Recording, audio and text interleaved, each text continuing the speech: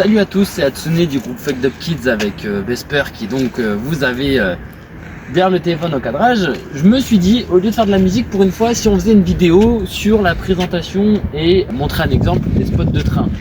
Donc là, on se trouve en Ile-de-France, au-dessus d'un triage.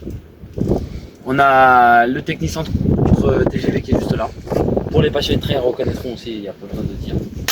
Et là, il y a ma bouteille d'eau qui est tombée. On peut la voir juste là. Là, sinon là on a tous les RER qui sont là et qui savent pas c'est quoi le train spotting. Le train spotting c'est juste le fait d'être par exemple dans une gare ou dans un pont, de filmer un train qui passe ou le photographier, qui est différent de Ferrovipad. Ferrovipad ça va être vraiment quelqu'un qui va s'y connaître de fonctionnement de la caténaire, du fonctionnement de la caténaire jusqu'au bogie. Il va pouvoir vous dire un train spotter ou une train spotteuse va se contenter de faire des spots et d'apprécier les trains. Voilà. Alors me voilà en caméra première personne, j'avais un peu envie. Donc le train spotting, ça peut être ça, juste se poser là, photographier par exemple la Z20500 ou Z20500 qui est là, je pense que ça soit une 500 pas une 900, ou les Z58000 ici présentes, autrement appelées RERNG et Z2N. Là il y a une autre Z2N mais rénovée. Ou ça peut être, oh le bel avion, ça peut être attendre qu'il passe tout bonnement. Bon là il n'y a pas de train qui passe pour l'instant, Vesper est en train de s'impatienter. Avant juste qu'on passe au spot, je voulais préciser quelques petites règles à mes chers amis passionnés, train spotter, train spotteuse, enfin bref vous avez compris. Un rail comme ça ne veut pas dire forcément un rail abandonné. Toujours 1,50 m à 2 mètres de distance, on n'est pas à l'abri qu'un engin d'usine qui passe ou un locotracteur.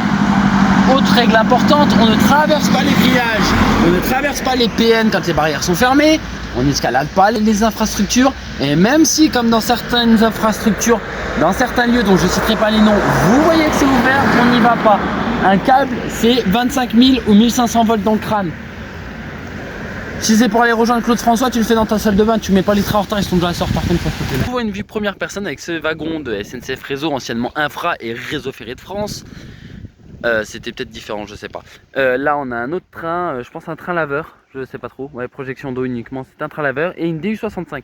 Donc vraiment ça peut être du spot statique, comme ça peut être du spot en mouvement. J'espère pouvoir vous montrer du spot en mouvement. Donc comme je disais tantôt, on peut avoir les spottings de train en mouvement, comme ce magnifique TGV Euroduplex Lyria qui va passer juste là, voilà. Et c'est, voilà. Donc là on peut voir qu'il est en bipanto puisqu'on est dans une zone en 1500, donc et là les deux panneaux avant et arrière. Voilà ce que ça peut représenter. C'est une passion qui peut être ennuyante pour d'autres et d'autres pour non. Donc voilà, c'est à peu près tout ce que j'avais à vous dire.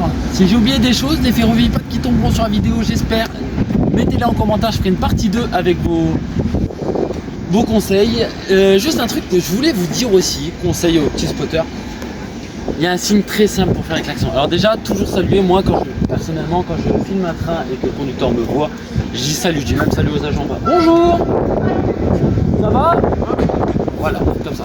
Et du coup, il y a un signe assez stylé. C'est pas comme ça. On fait pas un salut communiste, hein, on n'est pas staliniste ici. Mais on fait comme ça, de pas. Et ça peut klaxonner les trains. De temps en temps, ça et c'est pour la réglementation. Que j'expliquerai dans une deuxième vidéo les réglementations spécifiques de la SNCF. Voilà, c'était Hatsune.